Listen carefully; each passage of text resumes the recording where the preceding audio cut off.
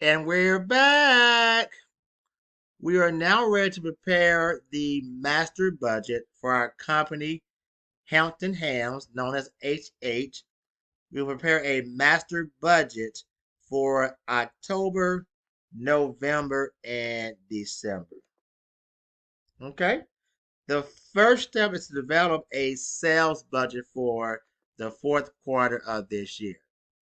To do that, we'll look at our related schedules of cash receipts, which is showing the expected amount of cash coming in from our actual sales transaction. Okay? So first, we're going to do a sales forecast. We'll do a sales forecast, which shows the projected sales for the fourth quarter of this year. Now, the sales forecast accuracy is critical because all other budgets are derived from it. So the marketing department coordinates the development of the sales forecast. So we're going to estimate our projected sales for this quarter. Sales estimates frequently flow from the bottom up to the higher management level. So now we're saying that we're going to get all levels of employees and managers involved to make sure that our sales forecast is going to be as accurate and as realistic as possible. Okay? Now, to develop our sales forecast, our sales manager has studied our sales history of similar existing stores. So we're using data from other stores to project our sales forecast. The new store sales are expected to be $106,000 in October, $48,000 in cash, and $120,000 on account. So of course, on account means that these customers owe us money that we expect to collect at some point in the future. Sales are expected to increase 20% during November and December. Now, if you need to, pause the video to write down these numbers. Again, here we have our expected sales for October, and they expect sales to increase 20% in the months of November and December. Let's take a look at the sales budget that was prepared by the sales manager. Okay? So here we see the numbers for October. This is showing the cash sales and the sales on account, total budget sales for October. Remember, the next month we expect a 20% increase from the October sales. So 48,000, that's an increase of 8,000, which is a 20% increase from October. Then for November, the on account sales, 144,000, increase to 24,000, which again is a 20% increase from your sales for October. So this is showing our total sales for the quarter for the months of October, November, December. So our total projected sales for the quarter will be a total of 582,400 is our total sale for the quarter. This section shows our projected cash collection. So we had our cash sales of 40,000 in October. Receivables 120,000 was 120,000 on account sales. The next month we're going to show the cash sales for November plus the collection of the on account sales from October. Then we have the cash sale for December plus collection of the on account sales for the month of November. So what the sale budget shows us are the projected sales number as well as the cash collections each month during the fourth quarter of this year. Okay? So we saw the projected sales budget show total sales each month broken down between our cash sales and our on account sales.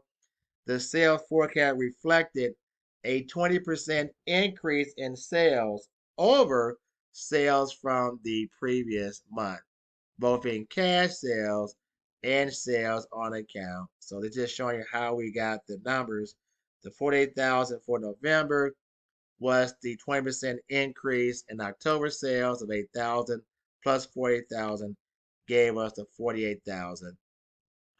The December cash sales again were a 20% increase from the November sales, 57,600. The November on account sales again was a 20% increase of the October sales on account for $144,000. Then our December sales on account was a 20% increase of our November on account sales for 172,800 would be our projected sales on account for the month of December. Okay? So the sales budget will be used to prepare the cash budget, where the cash budget shows the amount of cash we expect to collect each month during the fourth quarter of this year. It shows the cash we plan to collect in the month of October, in November, and for December. Okay? So we'll take a look at so the total cash receipts are determined by adding the current month's cash sales plus the on account or credit sales from the previous month. So in October, we projected cash sales for 40,000. This is our first month of operations. So then in November, we're going to collect the cash sale for November plus the on account sales from October are being collected in November to show the total cash collected in the month of November. Then in December, the same concept will show the cash sales for December. Plus, we're going to collect the on account sales for November to show our total cash collections for the month of December. Okay? So when we prepare our pro forma balance sheet, it will show the account receivable balance at the end of the quarter. So this will show the December credit sales as being the $172,800. The total sales revenue, which includes our cash sales and on account sales each month, total $582,400. Okay? Now, once we know our sales budget, we can now prepare our production or our purchase budget. So now we're saying, what is the amount of inventory we must purchase in order to reach those sales goals, and how much cash are we going to have to pay out in order to make these purchases? Okay? So the inventory purchases shows the amount of inventory we must purchase to satisfy the demands of our sales budget. So here's the thing. The total inventory needed each month equals, pay attention, the amount of inventory to sell that month plus the amount of inventory on hand at month end. Again, the inventory needed will be the inventory to sell that month plus the amount of inventory HH wants on hand at month end. Meaning that we're not going to just buy enough inventory to sell, but then we're going to see, but there's a certain amount of inventory they want to have remaining on hand at the end of each month. Okay? So here we have our purchase budget formula. We're going to first look at our budgeted sales. Add to that your desire in an inventory to get your total inventory need. We'll subtract from that what we had available at the beginning of the period, our beginning inventory, to determine our required purchases. Again, cost of budgeted sale plus desired in an inventory give us our total inventory needed. Subtract from that beginning inventory what you had at the beginning of the year to get your required purchases. Okay? So our policy is to maintain an ending inventory equal to 25% of the next month's projected cost of goods sold. Again, our policy is to maintain an ending inventory equal to 25% of the next month's projected cost of goods sold. It says cost of goods sold normally equals 70% of their sales. So again, cost of goods sold normally equals 70% of their sales. So for example, if our sales were $1,000, then cost of goods sold would be 700, because they're saying cost of goods normally equals 70% of their sales. So let's take a look at our inventory purchase budget. Okay, so for October, our budgeted cost of goods sold, which we break this down, the 112,000 is going to be 70% of our October sales. We're going to add to that our desired ending inventory, which is 25% of our cost of goods sold for the upcoming month.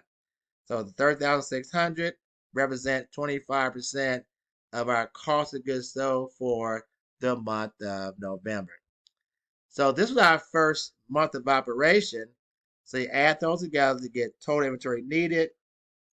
You will subtract out your beginning inventory, but because we're just starting, we don't have a beginning inventory. So the total required purchase would be $145,600 in inventory. So again, in November, your cost of goods sold budgeted, again, is 70% of your November sales.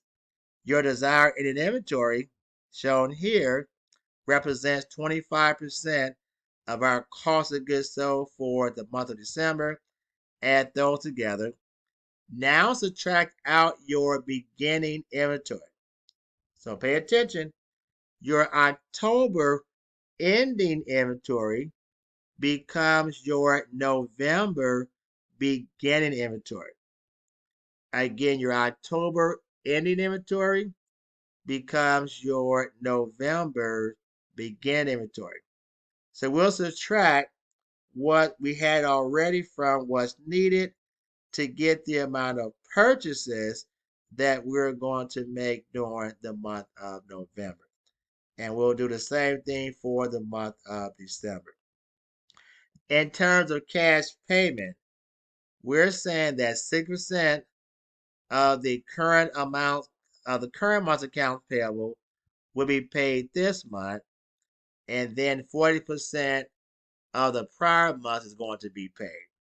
Now, once again, this is our first month of operation. So in October, we're paying 60% of our current month's accounts payable, which is 6% of our required purchases.